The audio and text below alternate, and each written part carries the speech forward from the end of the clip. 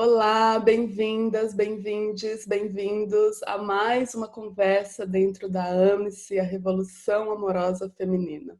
Hoje eu estou muito feliz e até um pouco emocionada de receber essa convidada, a Lúcia Nabão, que além de psicóloga, trabalha com justiça restaurativa, comunicação não violenta e facilitação de grupos.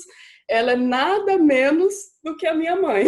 Então vai ser um momento muito pessoal para mim ter essa conversa com minha mãe. Ela vem aqui falar para a gente sobre como a gente consegue criar conexão nos casamentos, com principalmente as ferramentas dialógicas da comunicação não violenta. Então, sem mais demoras, Lúcia, mãe, sinta-se muito bem-vinda. Estou muito feliz por você ter aceitado esse convite e participar dessa revolução amorosa comigo. É um prazer, Marida. Estou muito honrada, né, pelo seu convite. Também estou bem emocionada, né? É um momento nosso, né, feminino, é um momento de compartilhamento dos nossos valores, né, e que a gente tem em comum. E estou muito honrada e acho muito bonito o seu movimento, né, a favor da vida, do prazer, com ética, com respeito. Então, é um enorme prazer participar desse momento com você. Então, sinta-se bem-vinda e fala um pouquinho para a gente como é que a comunicação não violenta pode apoiar as pessoas nos relacionamentos íntimos. E aí eu só quero fazer um parênteses aqui, pessoal, que o que ela está falando de casais serve para qualquer configuração de casal. Gay, heterossexual, não binário. Então, vamos expandir um pouquinho o olhar dentro disso também das relações íntimas. Até porque o amor é o amor, né? Ele não tem formas, né?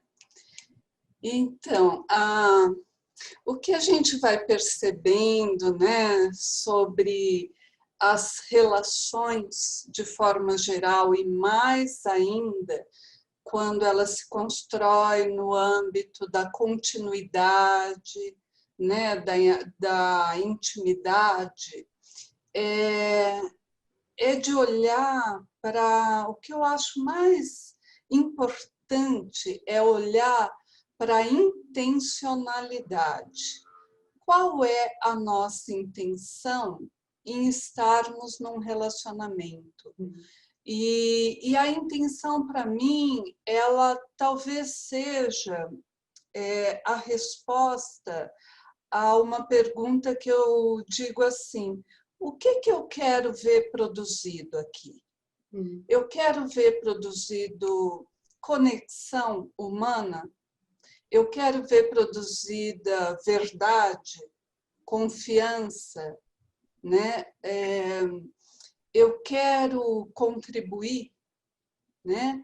Eu quero viver um senso de parceria, de uma pequena comunidade com o meu parceiro, né? E quando eu vou me perguntando essas coisas, e se eu vou respondendo que é isso que eu quero ver produzido, é essa a minha intenção, então a comunicação não violenta e outras abordagens também dialógicas, como você falou, né, da justiça restaurativa, da mediação de conflitos, da própria psicologia, elas nos apoiam a encontrar um caminho para a gente produzir essa intimidade, essa conexão, né, de boa qualidade, né, que seja satisfatória para todo mundo.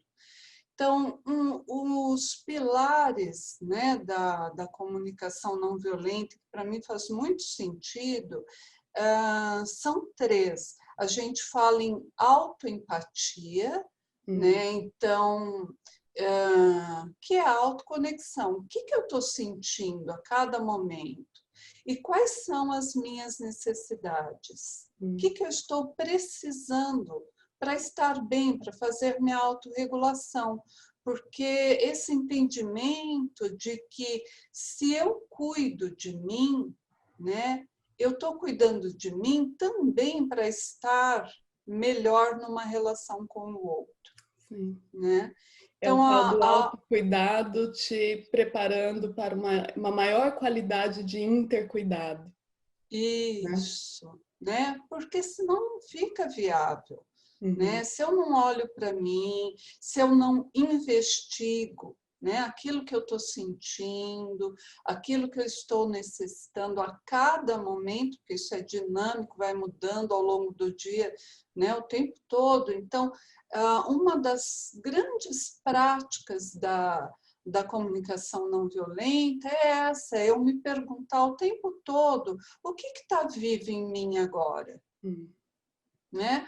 O Marshall Rosenberg, né, o genial psicólogo americano que estruturou essa abordagem, na vida dele, as pessoas que conviveram com ele, né, trazem isso. A cada 5 minutos ele se perguntava: o que está vivo em mim? E agora? E agora? Quer dizer, é um nível de, né, uma disponibilidade para você ter uma autoconexão, uma investigação, né, que vai te apoiando para você estar mais congruente, né, com a sua realidade interna, com a sua verdade daquele momento. E aí você vai poder, né, e aí a gente entra no segundo pilar, num outro pilar, né, não tem uma ordem, é uma dinâmica viva também, mas da autenticidade, da honestidade.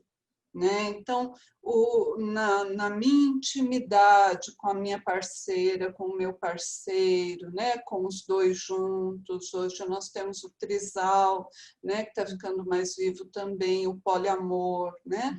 Então, na minha parceria, né? De eu poder ser honesta. A gente fala uma coisa, eu acredito numa coisa que é muito importante, que é o amor ou a conexão de boa qualidade não floresce sob coerção.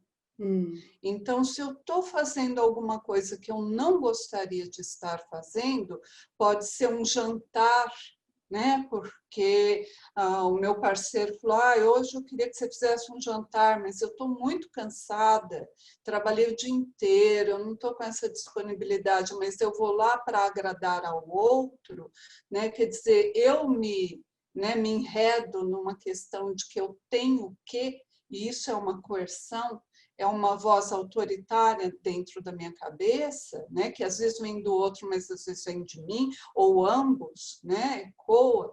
Eu estou cultivando o terreno do desprazer.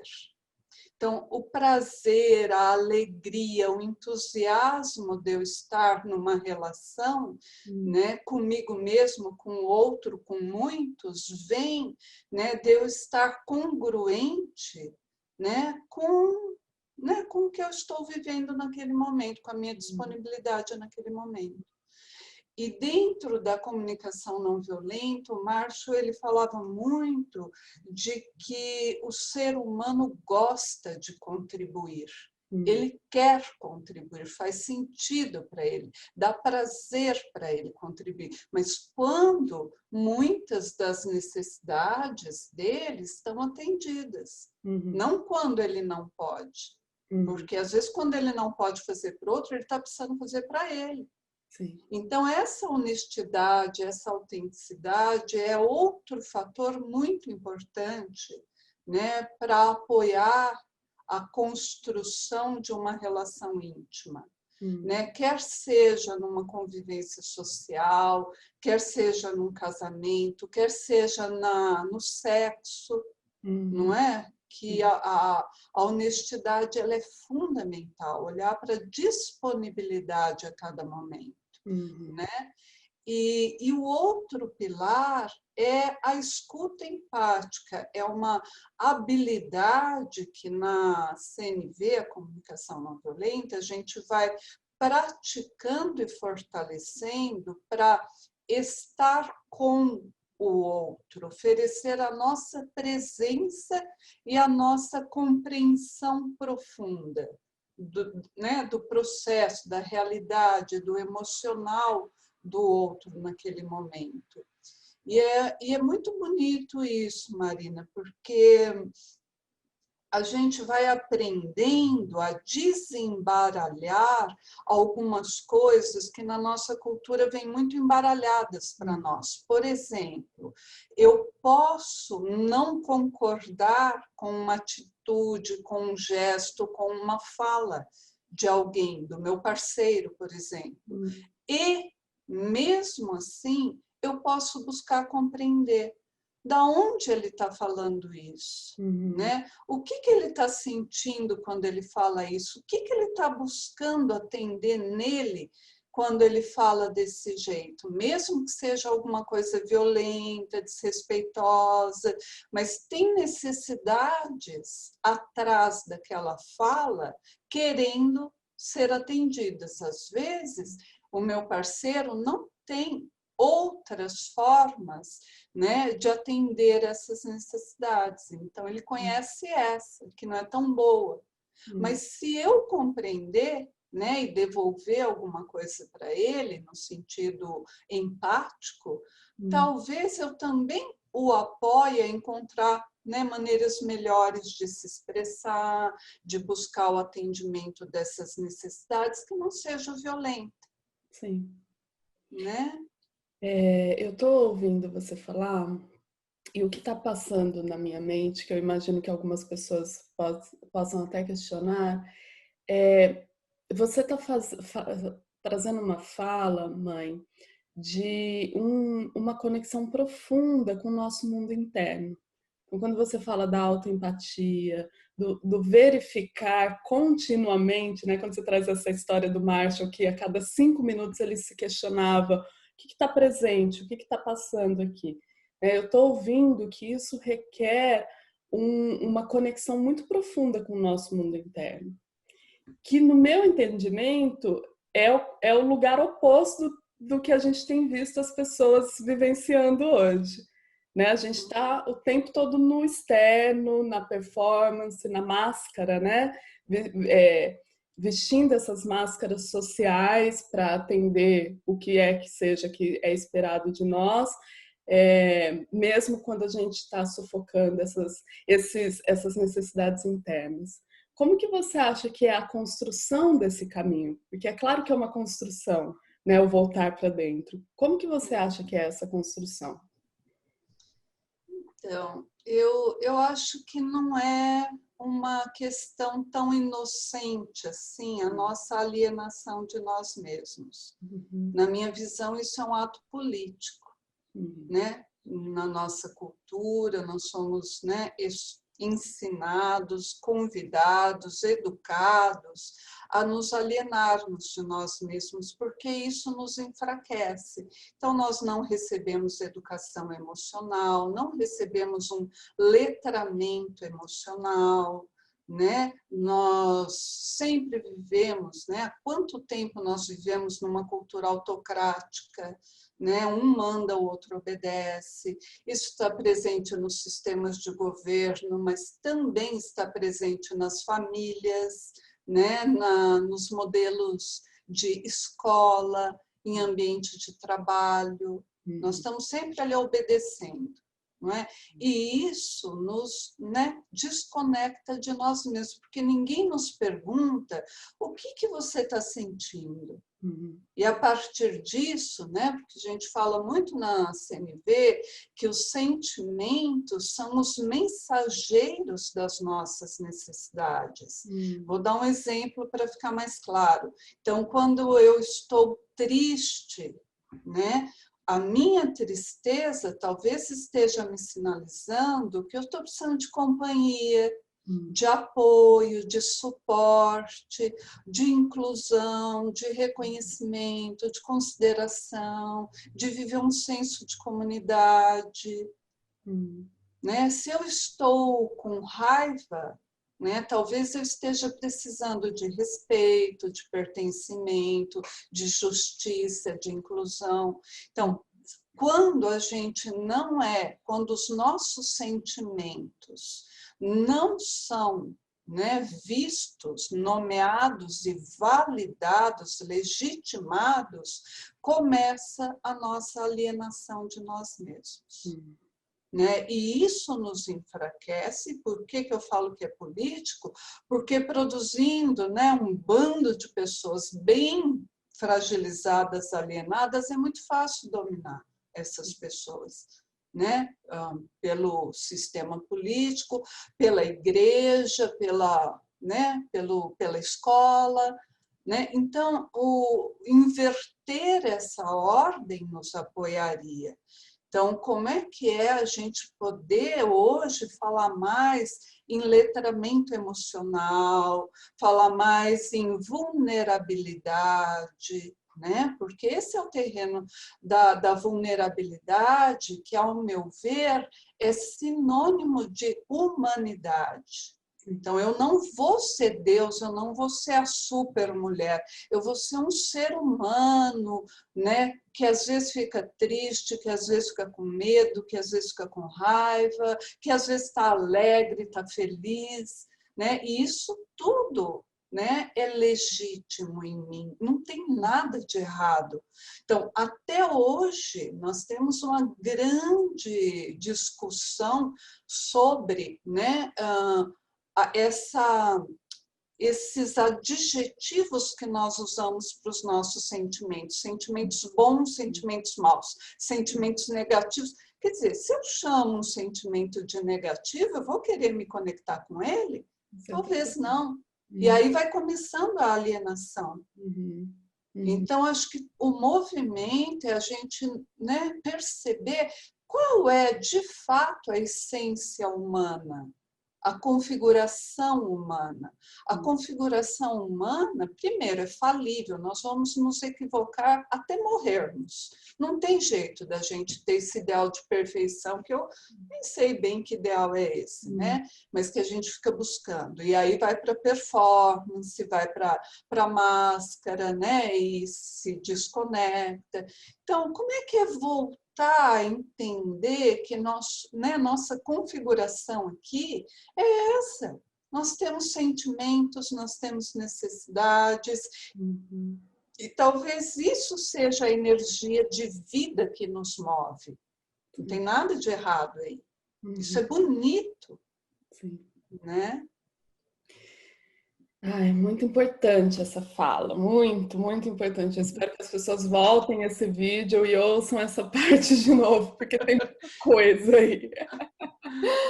Agora eu queria voltar um pouquinho para o tema dos relacionamentos íntimos, né? Se a gente falar um pouco de casamento, e aí o casamento do jeito que ele foi, né? A parceria e a dois, a três, a mais.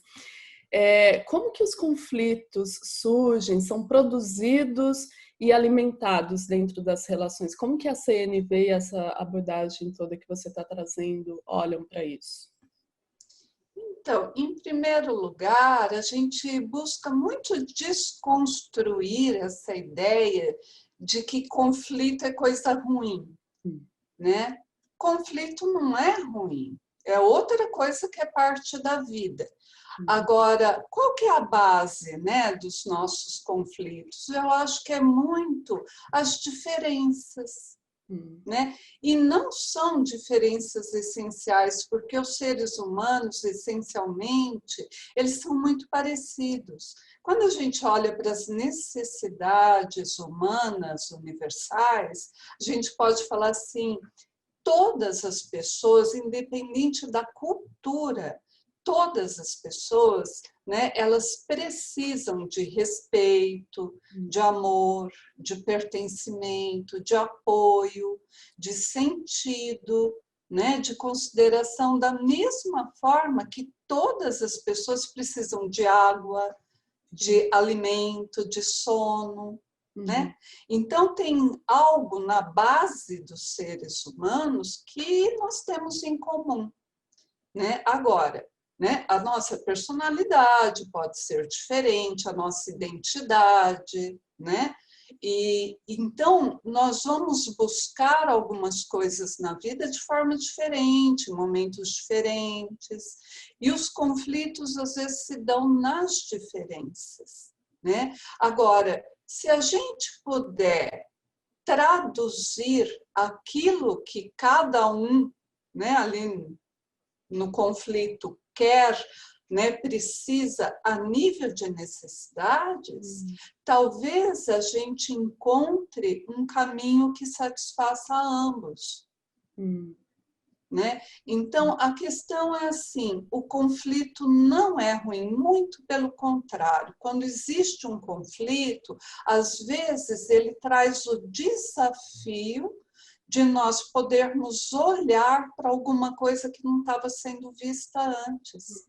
Então, ele traz o novo, ele pode trazer mais intimidade, mais proximidade, né? Ele pode trazer o desafio de melhorar o relacionamento de alguma forma, né? Mas, assim, o que é legal é a gente ir para o conflito com a intencionalidade, eu volto nessa palavra, que para mim ela é a base, com a intencionalidade de trazer uma resposta que seja boa, satisfatória para todos os envolvidos no conflito. Né? Essas novas abordagens dialógicas, elas entendem que o modelo mais inteligente, eu vou falar assim, né, de estarmos nas relações, é o modelo do ganha-ganha. É um modelo onde eu quero, sim, que as minhas necessidades sejam atendidas da mesma forma que eu quero que as suas também sejam atendidas. Por quê? Porque hoje a gente já entendeu que se eu atendo as minhas necessidades, mas você não, você vai boicotar a relação, você vai querer dar o troco, você vai se vingar, você vai se distanciar ou qualquer outra coisa. Então, no fim das contas, isso não é bom para a nossa relação. Então, vamos ficar criativo e com boa vontade, vamos tentar encontrar uma maneira boa para todo mundo? Sabe, dá mais trabalho? Sim, dá muito mais trabalho, mas o resultado é muito melhor também. Então, é para isso que a gente vai olhando, né? O que fica bom para todos, né? Então, a outra forma que é muito importante quando a gente fala de conflitos, né, é o como a gente entra no conflito. Eu costumo dizer que a comunicação, ela é forma e conteúdo. Né? Às vezes, assim, minhas necessidades são legítimas, eu não tenho dúvida disso, mas eu entro de um jeito violento, agressivo, que fere ao outro, né? E isso não vai ser bacana. Então, né, a comunicação não violenta ajuda muito, porque a gente fala, a gente aprende a falar na primeira pessoa, então eu falo de mim, né? Eu falo do que eu estou sentindo, eu falo do que eu estou precisando e eu abro um pedido. Sim. Né? E o pedido não é exigência. Eu posso ouvir o sim ou não. Sim. Né? Então, a gente entra no conflito não na posição. Eu quero que seja assim e não abro mão. Eu entro no conflito falando o que é importante para mim. E ouvindo o que é importante para o outro.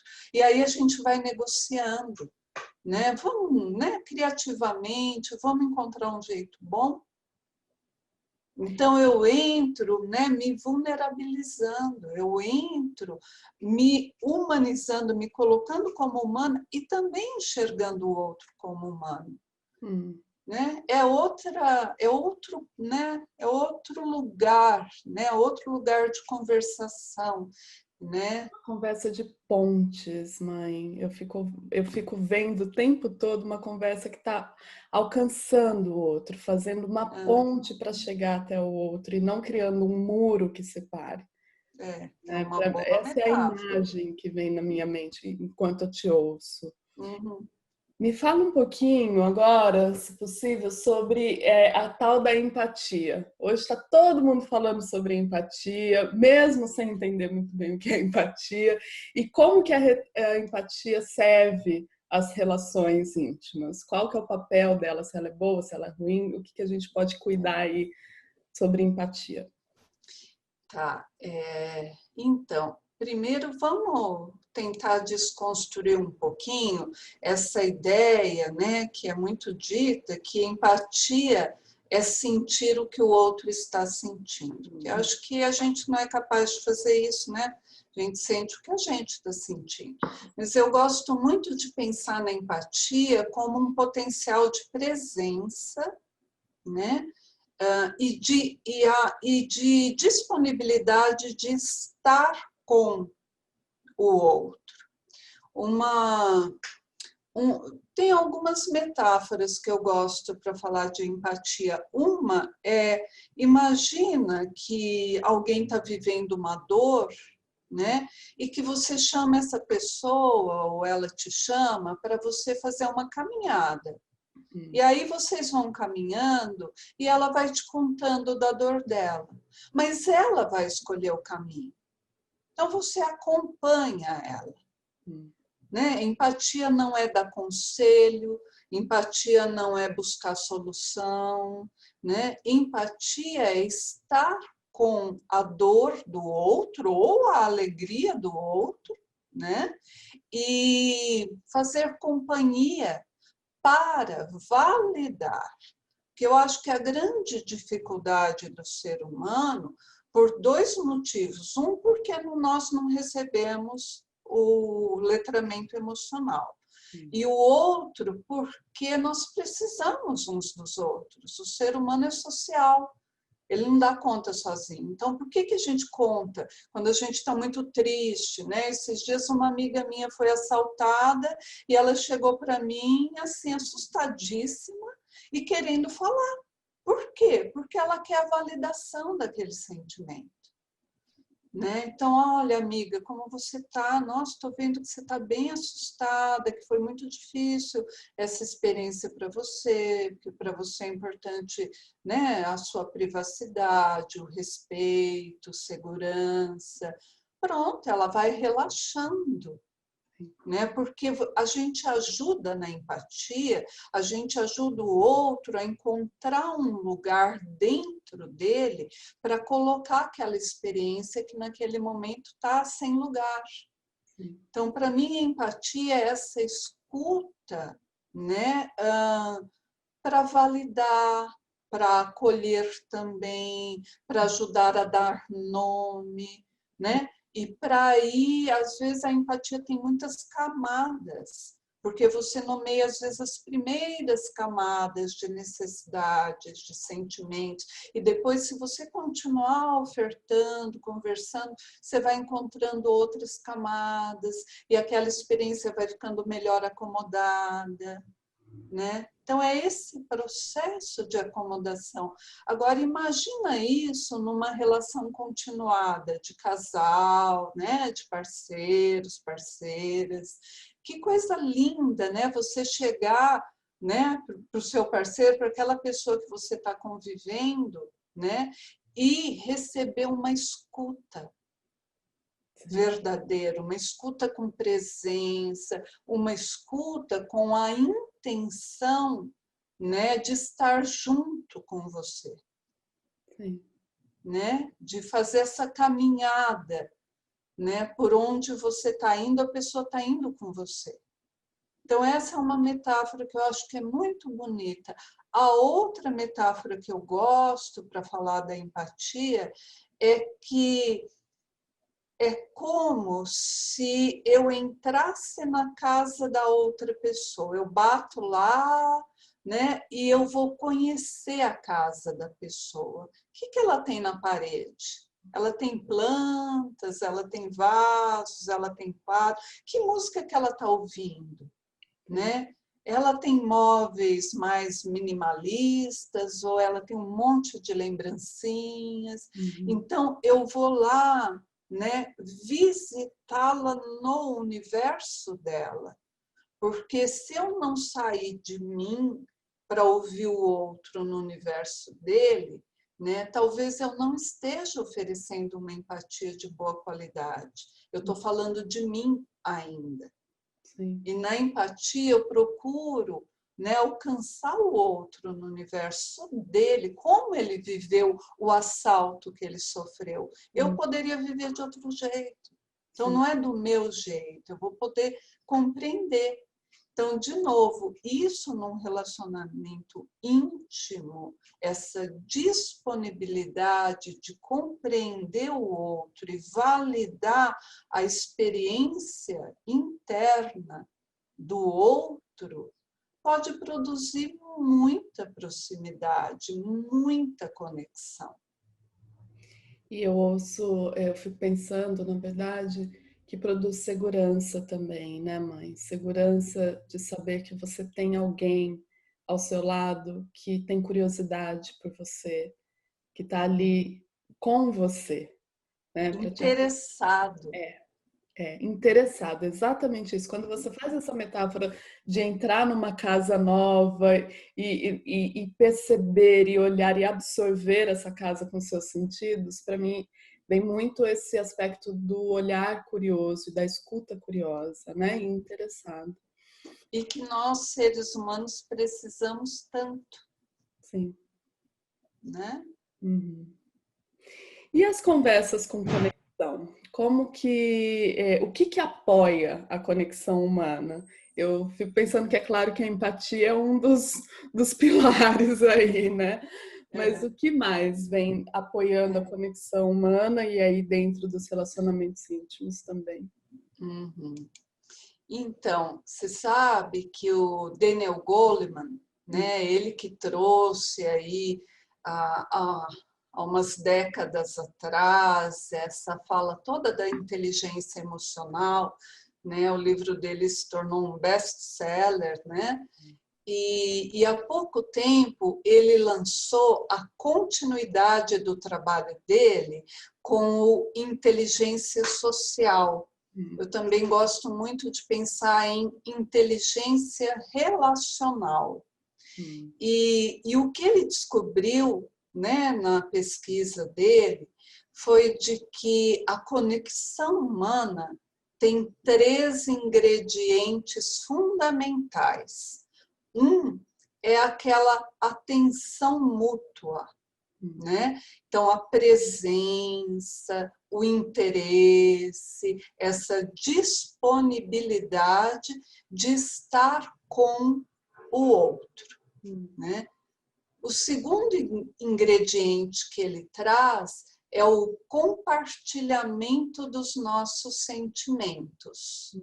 Né? Então, a conexão humana, né, de boa qualidade, ela não vai se dar, né, tão bem, pelo menos, né, nas trocas só cognitivas, no racional, né, de racional para... Não é uma compreensão racional, é uma compreensão muito mais ampla, essa compreensão dos nossos sentimentos. E eu acrescentaria das nossas necessidades, que é um nível ainda mais profundo do nosso ser. Né? E o terceiro elemento que ele traz é a sincronia, que é um tipo de sensibilidade ao estado emocional do outro, que a gente poderia entender como empatia também. Sim. Né? Então, a conexão, você vê que a conexão humana se dá no campo da vulnerabilidade. Né, da humanidade, quer dizer, a hora que a gente volta a ficar humano, que a gente pode ser humano, que eu não preciso ser a Mulher Maravilha, que né, essa ideia tão né, narcísica que a gente tem hoje na nossa cultura, que eu tenho que estar sempre bem disposta, sempre alegre, feliz, linda, maravilhosa, magra, né? Que é isso? Isso não chama ser humano. Isso não tem nada a ver com a nossa humanidade. Né? A nossa humanidade, eu vou estar bem em alguns momentos, não vou estar bem em outros. Em alguns períodos na minha vida eu vou engordar 5 quilos porque eu estou muito ansiosa.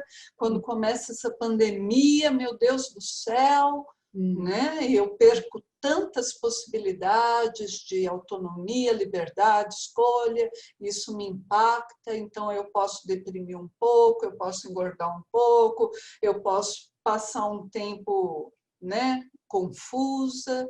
Isso é humano, né? E aí, a partir disso, eu vou buscar um caminho para me autorregular, né? Mas essa possibilidade da gente ser humano, a conexão humana se dá na vulnerabilidade. Para mim, né, eu acredito nisso. Né? E a gente tem muita dificuldade em acessar a nossa vulnerabilidade. Né? Então, é um convite para a gente ir se fazendo a cada dia, né? E percebendo e significando que não tem nada de errado em sermos vulneráveis. Isso não é ser fraco, é ser humano. Né? E pelo contrário, né? Na verdade, eu acho que acaba nos empoderando mais. Porque nos coloca num lugar de maior verdade mesmo, de autenticidade de quem nós somos. Né? E de integridade, né? A gente fica mais inteiro quando a gente pode integrar dor, prazer, alegria, tristeza. E voltando no tema dos casais, né? Parceiros, parceiras, puxa, se a gente tem um espaço desse, né, da gente poder se vulnerabilizar e não assustar ao outro, né, e o outro aguentar, né, sustentar o espaço, né, da nossa vulnerabilidade, nossa, que nível, né? Eu vejo isso como um tecido. Que tecido que a gente está criando ali, tão bonito, tão próximo, né? Tão fortalecido, né? E quando a gente fala de sexo, intimidade sexual, honestidade, empatia, como que a comunicação não violenta pode vir apoiando esses processos também? Eu acho que isso, para as relações, principalmente de longo prazo, que vivenciam mais a ciclicidade da própria expressão da sexualidade, né, dos casais, é um ponto-chave para a gente começar a ter um novo olhar sobre o sexo dentro das relações. O que você tem para contribuir nesse campo? Então, é uma área bem bacana, né? Porque nos convida a nos conhecermos em primeiro lugar. Né? Eu preciso saber o que é bom para mim, né? O que eu gosto no sexo, né? O que eu não gosto, né? Como que o sexo fica bom para mim? Quando? Né? De que jeito? Em que formato? Né? E então eu preciso conhecer isso, né? E talvez o desafio seja transcender todos os nossos tabus, né? Por mais que a gente tenha evoluído nisso, eu acho que a gente ainda tem muitos tabus sexuais né? Com o sexo em geral, com o prazer da vida. Né? Não é só o sexo genital, né? Esse é um deles. Então, olhar para isso de verdade, sabe? Com muita autenticidade. Será que eu estou presa, né, em tabus, em proibições, em achar que é feio alguma coisa, que é proibido alguma coisa, né? Ou não? Né? Ou será que eu tenho me libertado e tenho visto o sexo e o prazer como uma linda energia de vida em expansão, pulsante, né? Porque eu acredito que o sexo e o prazer sejam isso, uma linda energia de vida que pulsa, né? Que me expande, né? Em todos os sentidos, fisicamente, emocionalmente, né? E socialmente. Não quer dizer que eu preciso transar, né, com todo mundo, mas eu posso ter assim um prazer imenso de estar com uma pessoa, né? E então acho que a primeira coisa é isso, é uma intimidade comigo mesma. E aí eu acho, né? Porque tem esse reconhecer de novo a autoempatia, né? O reconhecer quem você é, do que você precisa, do que você gosta, o que é ok, o que não é ok, quais são as suas curiosidades, é o mesmo lugar.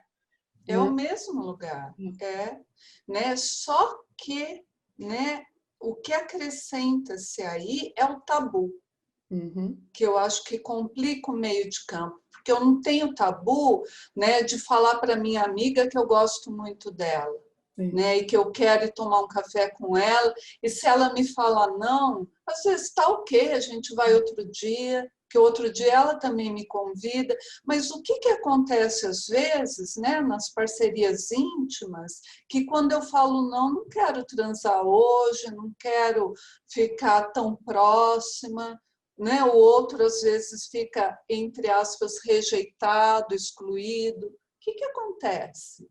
Né? Por que nesse tema, né, o sexo ficou muito confundido, embaralhado com amor dentro desse ideal romântico? Né? E isso atrapalha também. Então, o quanto que a gente vai, talvez, para evoluir aí, né, e ter mais espontaneidade, poder ter mais honestidade, autenticidade, né, mesmo autoempatia, empatia com o outro, né, talvez a gente precise desembaralhar muitas coisas ainda, né? Desembaralhar o amor do desejo, desembaralhar, né, o que eu quero do que eu não quero, o que faz sentido para mim, do que eu não faz, desembaralhar, né, tudo que a gente recebeu né, das tradições aí religiosas, né, das proibições, com o que de fato a gente acredita que seja o prazer, né? Então acho que assim o sexo no casamento, porque, né, é onde ele normalmente, pelo menos, existe, né? A gente não sai fazendo sexo com todo mundo, mas é um campo desafiador no bom sentido da palavra, porque a gente vai se referenciando, né? A gente vai se percebendo, né, na relação com o outro. Eu acho que a relação só tem um significado verdadeiro quando ela entra nesse processo de autorrevelação, quando ela nos revela a nós mesmos, né, a quem somos, como estamos sendo, né? E aí a gente pode ver se a gente quer continuar sendo assim ou se a gente quer fazer um caminho de transformação. Então, eu acho que o sexo na relação é um dos terrenos mais propícios para a gente se ver. Sabe? Será que eu fico refém do outro? Então, eu tenho que agradar ao outro porque eu tenho medo de não ser amada? E aí eu me traio? E aí daqui a pouco eu não fico bem comigo? Né? Ou será que eu quero que o outro queira o que eu quero? Na hora que eu quero. E aí eu fico submetendo o outro, tento fazer isso. Quer dizer, quem sou eu dentro da relação sexual? Né? Como é que eu me comporto? Quais são minhas tendências? Qual é a minha intenção? Aí a gente vê a intenção, né? De novo.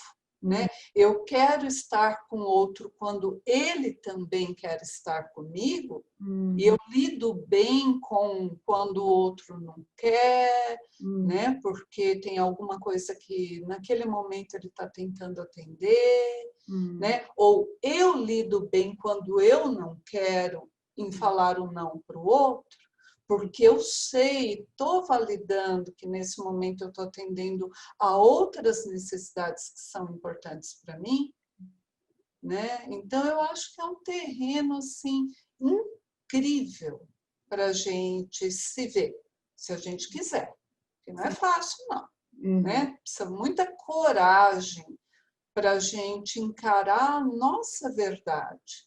Esse jogo que a gente tem na nossa cultura de vítima e vilão, né, de culpa e culpado, né, não nos apoia a encontrarmos a nossa verdade, né, a nossa realidade interna. É isso que eu estou chamando de verdade. Sim. Né? Eu acho que tem um aspecto muito importante dentro da interação sexual entre os casais, que é essa tendência que a maioria das pessoas tem em colocar o valor da relação no sexo. Então, se o sexo vai bem, a relação vai bem. Se o sexo vai mal, tem alguma coisa muito errada. Quando o sexo é um dos pilares das relações íntimas, amorosas, afetivas. E eu fico pensando também que quando a gente começa a fazer essa reflexão e tirar todo esse peso, como se o sexo fosse o valor único das relações, a gente também consegue abrir esse espaço maior para a experimentação, para a autenticidade, para a verdade, para o sim, para o não, para ficar bem quando recebe um não, para ficar bem quando é convidada, mas tem que dar um não. Não sei como isso bate para você. Eu acho que isso é muito bacana da gente pensar.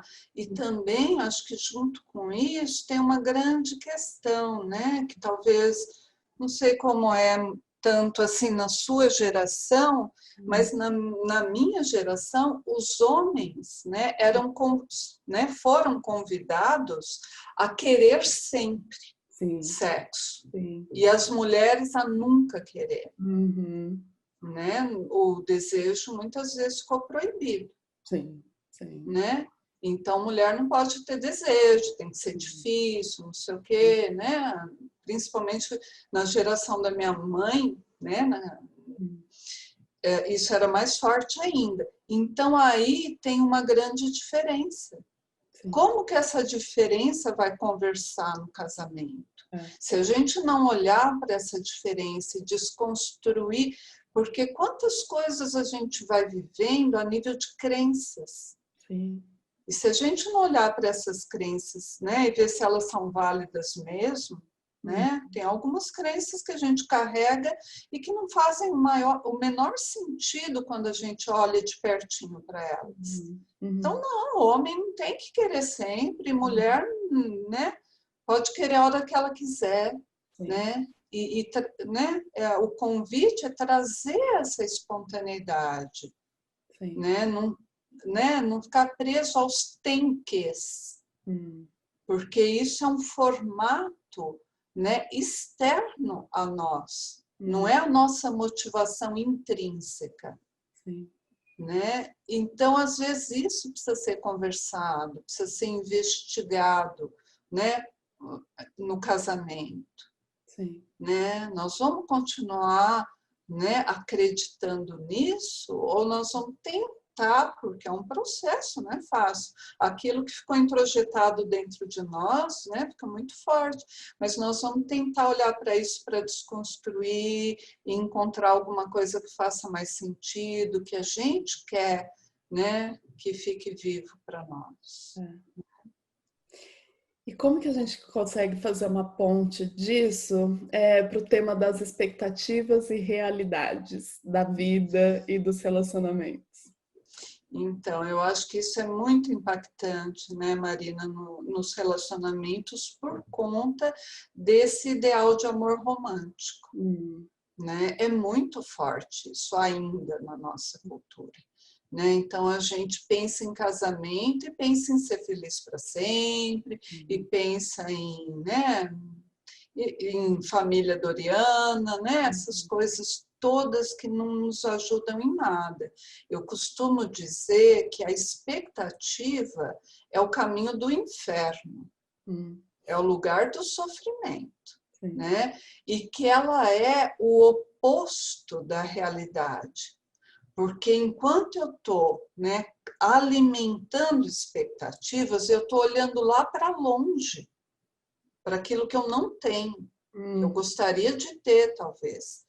Né? E enquanto eu estou ocupando o meu olhar lá com a distância, lá fora, né? Lá o casamento que eu acho que é perfeito, de fulano e cicrano, né? Eu estou deixando de investir e de construir o meu casamento. Porque outra coisa que eu acho fundamental que a gente entenda é que uma relação, ela é construída, ela não vem pronta. E no ideal do amor romântico, ela vem pronta. E ela é reconstruída constantemente, né? Constantemente, não tem fim. Qualquer relação, né? O casamento, mãe e filha, amigos, não é? Trabalho, qualquer relação, né? Então, eu fico pensando que a gente precisaria ter recebido, né? Um preparo para a gente ir para o casamento. E nesse preparo, isso precisaria ser dito. Olha, você vai construir. Né? Então, o que te ajudaria? Quais são os tijolos que, se você levar para o casamento, qual é o amálgama, o cimento, que se você levar para o seu casamento, talvez, porque também não tem garantia, o outro também precisa vir com essa disponibilidade de construir. Ninguém constrói nada sozinho, né? E então esse preparo nos faltou muito dentro desse ideal do amor romântico, que aí ele vem pronto. E aí a hora que você chega com expectativa, sem preparo, e a coisa não acontece, você se separa, você se frustra. Quantos casamentos com 1 ano, 2 anos, né, acabam em divórcio? Né? Ok, às vezes o melhor é se separar mesmo, mas muitas vezes, né, a pessoa vai casar a segunda vez, a terceira vez e vai continuar repetindo. Por quê? Porque não está olhando para tudo isso, né? É muito complexo, né, Marina? O ser humano é muito complexo, a gente precisa de muito preparo para as coisas, né? E as relações colocam, né, 2 ou mais pessoas também. São 2 mundos complexos ou mais mundos complexos ali nessa interação. Então, a dança é contínua, né? A gente está chegando no final da nossa conversa maravilhosa e eu tenho uma pergunta para te fazer, que é: como que essa abordagem da comunicação não violenta, tudo isso que você falou aqui para a gente hoje, conversam com a proposta desse evento, que é uma revolução amorosa feminina? Onde está o amor na comunicação não violenta? Então, é muito boa essa pergunta, porque o Marshall, ele falava que o amor não é um simples sentimento, ele é uma necessidade. Todos nós precisamos de amor. Então, você vê um bebezinho que nasce e não recebe amor, ele morre. Então, o amor é uma necessidade fisiológica, biológica, afetiva, social, em todos os níveis, né? E também é um aprendizado. Nós podemos aprender a amar, né? Desde que a gente fale mais disso, desde que a gente se proponha, desde que a gente alimente essa intencionalidade, né? Eu gosto muito de pensar que o amor ele pode ser generativo, construtivo e não, e destrutivo. Né? Então, o amor que quer o florescimento do outro, né? Ou da gente mesmo, se eu, né, cultivo amor por mim e me permito florescer, e, né, alimento, cultivo isso, e o amor que quer que o outro floresça, para mim né, é a melhor forma de amor. E a comunicação não violenta, ela contribui muito para isso, quando ela traz esse conceito de necessidades humanas universais e quando a proposta que é a essência da CNV é essa intenção de que todas as pessoas tenham suas necessidades atendidas. Né? Então, amar não é estar ali, né, capturando o outro, cortando as asinhas dele para ele estar perto de mim. Isso é destrutivo, né? O amor é florescimento, né? E pode ser cultivado. Isso que é muito bonito, essa possibilidade de que se a gente vai fazendo mais autoempatia, autoconexão, e a gente vai ficando mais empoderado da gente mesmo, né? Vai validando mais tudo que a gente precisa, isso vai dando um nível de satisfação, né? Na gente para estar vivendo com a vida, né? Que é claro que eu vou ter uma qualidade de amor melhor. Vou querer que todo mundo fique bem como eu. Né? Então é muito legal essa proposta sua, porque eu acho que ela também está, né, falando disso, de alimentar o amor no mundo, né? De expandir essa energia que pode ser tão agregadora. Né? E curativa também, né? E curativa. Profundamente. Mãe, Lúcia, muito obrigada, que conversa maravilhosa. Eu quero falar para quem está assistindo que, além dessa conversa aqui, se você vai adquirir o passe premium, a Lúcia, minha mãe, está disponibilizando um bônus que é uma prática de autoconexão. Então, quem entrar no acesso pago vai ter acesso a essa prática para começar a fazer ou para se aprofundar, se você já tem isso como um cultivo, esse conhecimento do seu mundo interno, de se conectar com os seus sentimentos e com as suas necessidades, para entrar em contato com a Lúcia, conhecer o trabalho dela, sabe, participar dos grupos de CNV que ela facilita tão lindamente. As informações estarão todas aqui embaixo na página, página do Facebook, Instagram, o site dela, tá tudo aqui embaixo. Entrem em contato, comecem a descobrir mais um pouco sobre esse universo da CNV, que é tão rico e empoderador. Mãe, estou muito, muito feliz. Talvez eu vá chorar daqui a pouco, de emoção.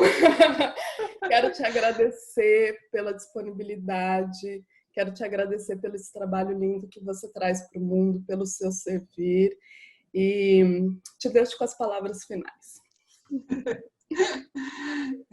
Com lágrimas nos olhos, eu vou falar só tchau, porque, né, foi muito impactante para mim também. Estou muito grata em participar disso com você, Maria. Muito obrigada. Um beijo.